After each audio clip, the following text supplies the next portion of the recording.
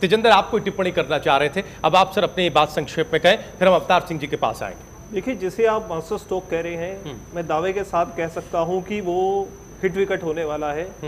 और हुड्डा साहब ने जो ये चाल चली है, आज ये जो उन्होंने किया है, उसका तो विरोध होगा ही जी। मैं पूछना चाहता हूँ हुड्डा साहब से, और जो उनके प्रतिनिधि आए हैं यहाँ पे, जो उनका समर्थन कर रहे हैं, मैं उनसे पूछना चाहता हूँ पिछले 10 साल में सिखों के लिए हुड्डा साहब ने क्या किया? ये चुनाव से पहले अचानक दर्द क्यों जगा? पिछले 10 साल में 1984 के जो लोग मारे गए, सज्जन कुमार और जगदीश टाइटलर जो उनकी पार्टी में शामिल है, कितनी बार जोगा सिंह जी हुड्डा साहब के पास गए कि उनको सजा दिलाइए? ये बताएं। जोगा सिंह जी, है कोई जवाब सर इन बातों का? तेजिंदर सिंह जो यहाँ मौजूद है, ये देखो, ये जो बातें हैं, ये कोर्ट की बातें हैं, सरकार की बातें हैं। आप बताइए, आप कितनी बार ये मेरे से ये सवाल करने को मतलब नहीं है। मैं अच्छा, अदालत को छोड़ दीजिए, वो ये जानना चाह रहे हैं कि हुड्डा साहब ने, मैं इस बात पे नहीं, जोगा सिंह जी वो ये जानना चाह रहे हैं कि हुड्डा साहब ने इससे पहले सिखों की भलाई कितनी की? टाइटलर और सज्जन कुमार का इशू छोड़ दीजिए। देखिए, बात ये है, ये मुद्दा एक अलग मुद्दा है। ये मुद्दा जो गुरुद्वारे का मुद्दा है, मैं उसकी बात कर रहा हूं। मैं तो ये बात कहता हूं कि हम तो इनके पास पहले गए। मैं जैसे हिस्सा कहते थे, बड़ी कुर्बानियां देकर ये कमेटी बनी है, हम भी इसके हाथ में हैं। लेकिन ये आप फिर दोबारा चाहते थे कि भाई दोबारा कुर्बानियां करके दोबारा कमेटी बने। जब ये इनकी दिल्ली कमेटी बनी है, इनको क्या तकलीफ है कि हरियाणा की कमेटी अलग बन रही है, तो इनको क्या तकलीफ होती है? वो जब स्टेटें हमारी अलग अलग है सारी, और अलग अलग स्टेट में अलग अलग जो सिख है वो प्रबंध करते हैं गुरुद्वारों का, तो दूसरों को क्या तकलीफ होती है इसमें? सिख तो एक ही है, फिर भी वो कोई किसी और मजहब के पास गुरुद्वारे नहीं जा रहे, वो हमारे पास ही रहेंगे। लेकिन ये बार बार ये बात करना, ऐसी दाड़े डालनी, ये बहुत गलत बात है।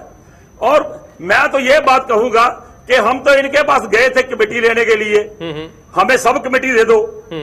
3 बार हमारी इनके साथ मीटिंगें हुई, और 3 बार मीट को जो हुई है उनका बेनतीजा असर निकला, कोई भी उसका मतलब कोई हल नहीं निकल सका। लेकिन आज ये वही कमेटी हमें देने को लिए तैयार हो गए, जब इनके पास कोई कानून ही नहीं है ऐसा कि हम इनको कमेटी दे सके। क्योंकि कोर्ट, ये जो केस है वो कोर्ट में चल रहा है, अभी तक मेंबरों को मान्यता कोई नहीं मिली, प्रधान नहीं कोई बन सका अभी तक श्रोमणी गुरुद्वारा प्रबंधक कमेटी का। जब इनके पास अधिकार नहीं है कोई हमें सब कमेटी देने का भी, अभी हमें सब कमेटी दे रहे हैं। जब इनके पास अधिकार था कमेटी देने का, और तब उस वक्त हमें इनको कमेटी नहीं दी। हमें, मैं यही कहता हूँ, तब से लेकर अब तक हमें इन्होंने गुलामी की जंजीरों में जकड़ रखा है। हमारे जो भाव है, हमारे जो सेंटीमेंट के साथ जो खेला जा रहा है, ठीक है सर, ये बहुत बुरी बात है। ठीक है सर, अब जरा जवाब ले लेते हैं सिंह साहब।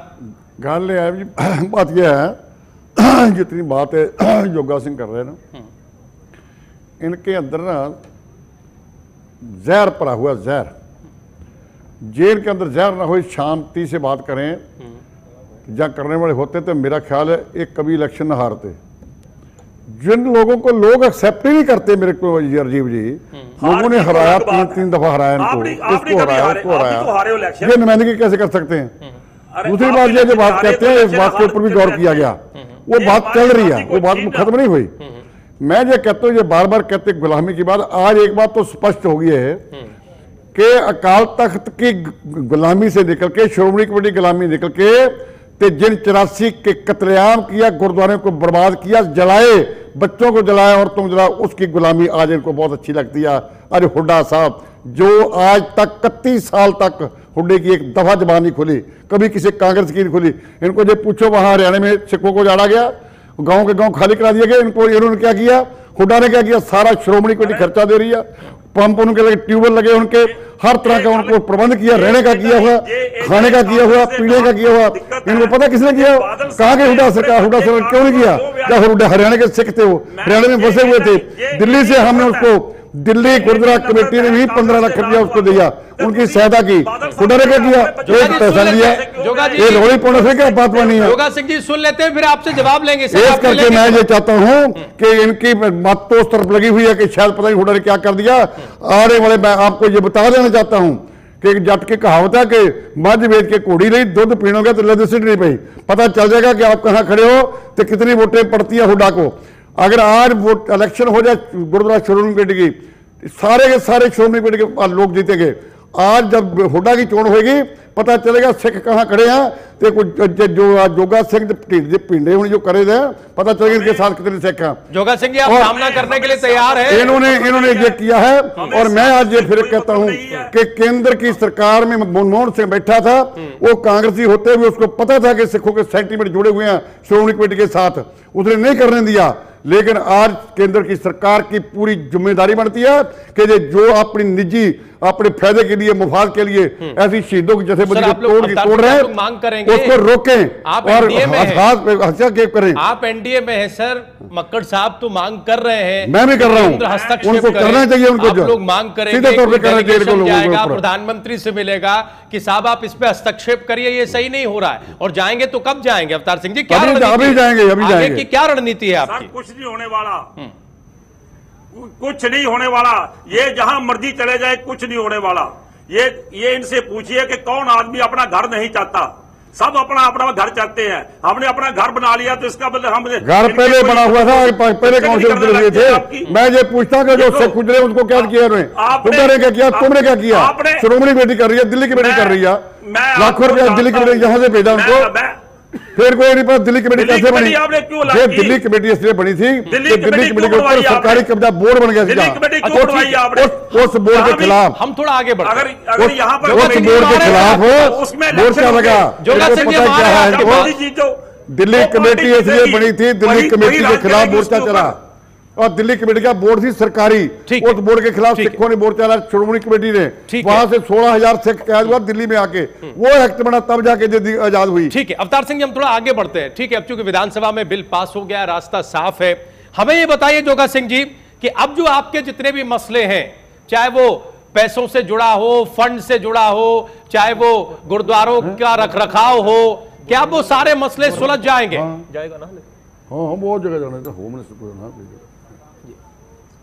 जी। इस वक्त जब हमें पूरी तौर पर आजादी मिल गई है, हमारे जो भी मसले हैं वो सभी सुधरेंगे और जो इंस्टीट्यूशन बनाएंगे हम, उसमें ये नहीं कि सिर्फ हमारे सिखों के बच्चे ही पढ़ेंगे, सभी धर्मों के बच्चे उसमें पढ़ेंगे, सभी धर्मों के बच्चों का हॉस्पिटल में इलाज होगा। ऐसा कुछ नहीं है कि जो मतलब कि ये सिर्फ खाली सिखों की बात करते हैं।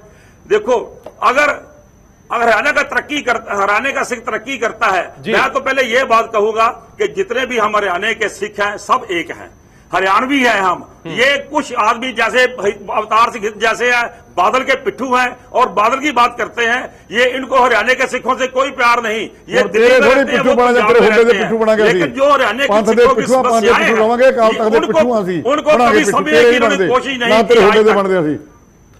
ना तेरे हुड्डे दे पिट्ठूआ, ना तेरे कांग्रेस दे पिट्ठूआ, ना ਤੁਹਾਡੇ पिट्ठूआ, पंथ दे पिट्ठूआ, अकाल दे पिट्ठूआ ਸੀ। ਸਾਨੂੰ ਪ੍ਰਾਊਡ ਹੈ ਕਿ ਪਿੱਠੂਆ ਹਰ ਸਿੱਖ ਗਦਾਰੀ ਨਹੀਂ ਕਰਦੇ ਕੌਮ ਦੇ ਨਾਲ। ਇਹੋ ਜਿਹੀਆਂ ਗੱਲਾਂ ਕਰਕੇ ਤੁਸੀਂ ਬਾਦਲ ਦੀ ਪਿੱਠ ਠੋਕ ਰਹੇ ਹੋ। ਬਿਲਕੁਲ ਠੋਕਾਂਗੇ। अवतार सिंह जी व्यक्तिगत टिप्पणी नहीं सर, व्यक्तिगत टिप्पणी नहीं, सिक्का ਵਿੱਚ ਆ ਕੇ नफरत के बीज ਤੁਸੀਂ पैदा करो। ठीक है, हम जरा संजय के पास आएंगे। उस कांग्रेस के पिट्ठू बड़े जिस कांग्रेस ने कौम का ठीक है सर, ठीक है, हम जरा संजय शर्मा के पास जाएंगे। संजय बड़ा पेचीदा मामला होता जा रहा है, दोनों तरफ से जैसे आरोप प्रत्यारोप लग रहे हैं। बादल साहब ने कितना सवाल, ठीक है जोगा साहब आएंगे आपके पास, आएंगे बहुत सारे और भी आगे सवाल हैं जोगा सिंह जी आपसे। संजय अब ये जानना चाहते हैं कि जब भी ठीक है सर, हो गया सर, व्यक्तिगत टिप्पणियां नहीं। जोगा सिंह जी कतल कितने गए 84? जोगा सिंह जी सर, अवतार सिंह जी व्यक्तिगत टिप्पणी नहीं, हम सिर्फ मुद्दे पर बात करना चाहते हैं। संजय हम आपसे जानना चाहते हैं कि जैसे पंजाब में या फिर एसजीपीसी में हम ये देखते हैं कि ये आरोप लगता रहता है कि वहां अकाली दल का कब्जा है। हरियाणा में जो हो रहा है और जिस तरह से अलग प्रबंधन कमेटी जन्म ले रही है, इस बात की क्या गारंटी है कि इस पर कांग्रेस पार्टी का कब्जा नहीं रहेगा? क्या हम ये माने कि जो स्थिति हम वहां देखते हैं, जैसे आरोप हम वहां देखते हैं, वही हाल यहां होने जा रहा है? संजय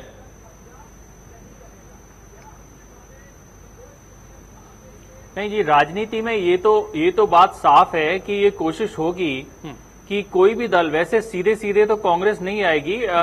एसजीपीसी के मामले में भी होता है कि अमरिंदर सिंह कई बार स्टैंड लेते रहे पंजाब में कि मैं अपनी व्यक्तिगत कैपेसिटी में किसी के लिए प्रचार कर सकता हूं, किसी का भी समर्थन कर सकता हूं। ठीक है, कांग्रेस सीधे सीधे तो लगता है नहीं आएगी इसमें, लेकिन कंट्रोल करने की कोशिश तो करेगी, क्योंकि इतने साधन और एक इतना बड़ा नेटवर्क है जी, जिसे राजनीतिक रूप से इस्तेमाल किया जा सकता है। लेकिन इनकी सीमा, इनकी ये बादल साहब के कंपैरिजन में नहीं हो सकते, क्योंकि ऐसा आरोप लगाया जाता है कि बादल साहब ये तय करेंगे कि अकाल तख्त के कौन जत्थेदार होंगे, और जो इवन स्पिरिचुअल लोग हैं उनके अपॉइंटमेंट में इनका दखल माना जाता है। तो जो हरियाणा वाली कमेटी है उसके पास वो ताकत नहीं है, तो उसके पास ताकत सिर्फ इतनी रहेगी कि वो जो संसाधन है उनका इस्तेमाल कर सके, और वो जो नेटवर्क जी, ऐसा माना जाता है करीब 5000 एम्प्लॉइज हैं हरियाणा के गुरुद्वारों में जी, तो उन सबको मैनेज करना, उस नेटवर्क को यूज करना, निश्चित तौर पे पॉलिटिक्स तो होगी।